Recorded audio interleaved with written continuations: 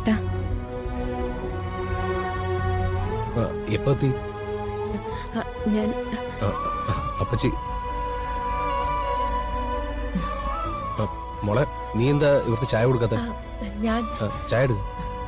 ഞങ്ങൾക്കൊന്നും വേണ്ട മോനെ, ഞങ്ങൾ ഇപ്പൊ തന്നെ ഇറങ്ങുവാ. വന്ന ഉടനെ തന്നെ അങ്ങ് ഇറങ്ങുവാണോ? ശരിക്കും ഇവളുടെ കുറച്ച് കല്യാണ തുണികൾ തയ്പ്പിക്കാനുണ്ടായിരുന്നു, അതിനുവേണ്ടി വന്നതാ. അപ്പോ രത്നയും പിള്ളേരും ഇവളുടെ കൂടെ വേണമെന്ന് ഇവൾക്ക് ഒരേ നിർബന്ധം. അങ്ങനെ ഇവരെ വിളിക്കാൻ വേണ്ടി ഇങ്ങോട്ട് കയറിയതാ. അതിന്റെ കൂടെ കല്യാണവും ക്ഷണിക്കാന്ന് കരുതി.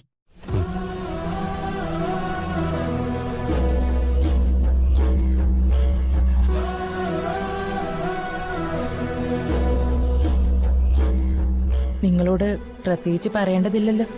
ജൂൺ 20 ശനിയാഴ്ച പകൽ 11-നും 12-നും ഇടയ്ക്കാ മുഹൂർത്തം.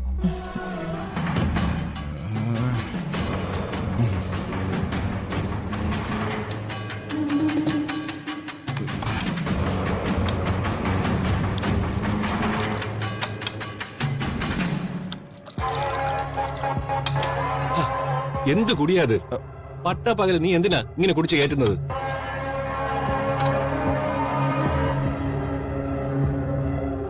ഈശോട്ടാ, നമ്മള് കല്യാണ കത്തൊന്നും അടിച്ചില്ലല്ലോ.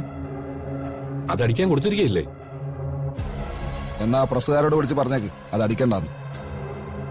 ഇനി അഥവാ അത് അടിച്ചെങ്കിൽ എല്ലാം കൂടി വാരിയിട്ട് കത്തിച്ച് അവനോട് തീ കായാൻ പറയും.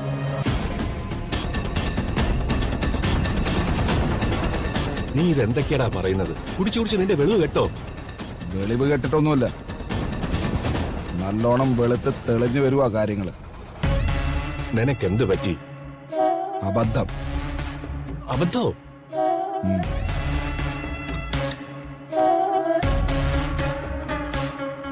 ഇരുന്നിരുന്ന് പെണ്ണ് കെട്ടാൻ തയ്യാറായതാ അബദ്ധായത്. അല്ല, പെണ്ണ് കെട്ടാൻ തീരുമാനിച്ചാലൊരു തെറ്റുമില്ല. പക്ഷേ കണ്ടുപിടിച്ച പെണ്ണ് അതൊരു റോങ് ചോയ്സ് ആയിപ്പോയി. ഇന്ദ്ര, കള്ളിന്റെ പുറത്ത് നീ കാട് കയറി ചിന്തിക്കണ്ട. ഇന്ദ്രൻ ചിന്തിക്കും, കാടും മലയും പുഴയും കടന്ന് ചിന്തിക്കും. ഒരുപാട് ചിന്തിച്ചു, പലതും മനഃപൂർവ്വം കണ്ടിൽ നിന്ന് നടിക്കാനും മറക്കാനും ശ്രമിച്ചു. പക്ഷേ അതിലൊന്നും ഒരു കാര്യമില്ലാന്ന് എനിക്കിപ്പോ മനസ്സിലായി. അന്ന് പെണ്ണ് കണ്ടു വന്നപ്പോ മുത്തശ്ശി പറഞ്ഞതാ ശരി, ഈ ബന്ധം നമുക്ക് ചേർന്നതല്ല. അത് ശരിയാ, വളരെ വളരെ ശരിയാ. ഇത് എനിക്ക് ചേർന്ന ബന്ധമല്ല, ഇതെനിക്ക് വേണ്ട. ഈ കല്യാണം എനിക്ക് വേണ്ട. മതി കുടിച്ചത്, പോയി കിടന്ന് ഉറങ്ങാൻ നോക്ക്.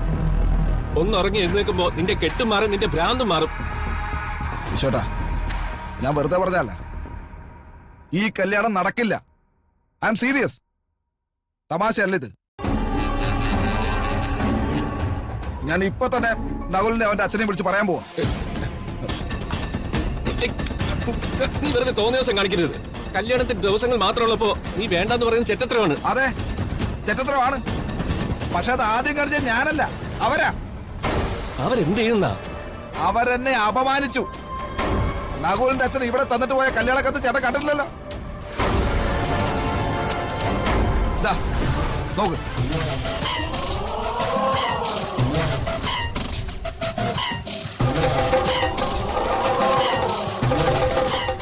ഇതില് നിന്റെ പേര് വെട്ടിട്ട് ഗിരി. അതെ, ആ പട്ടിയുടെ പേര് തന്നെ.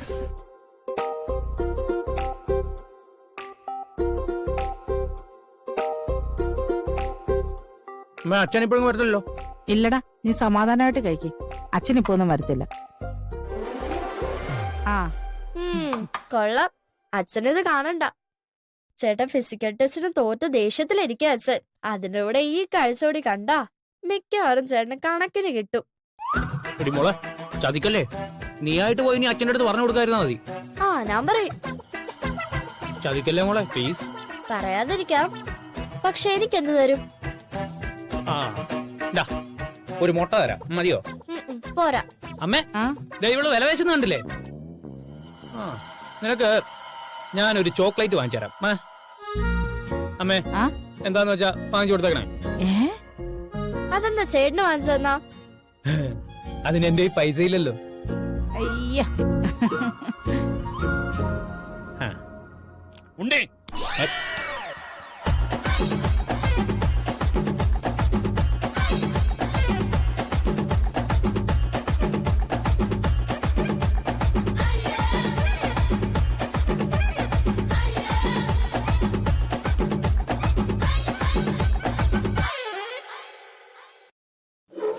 ഇവൻ ഇതൊന്നും കൊടുക്കരുത് ഇന്നലെ ഞാൻ നിന്നോട് പറഞ്ഞല്ലേ?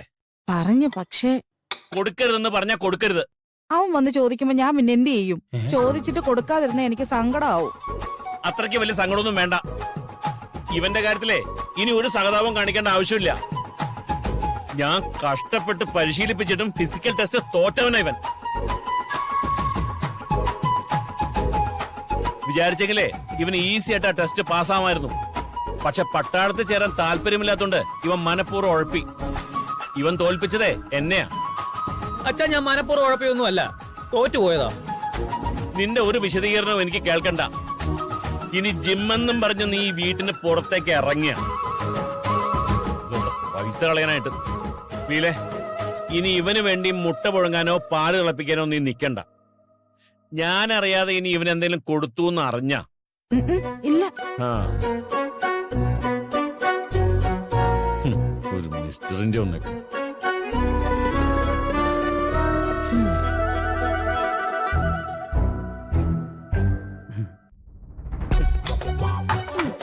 കഴിക്കാൻ തരണ്ടെന്നാ പറഞ്ഞേ. എടി, തരില്ല.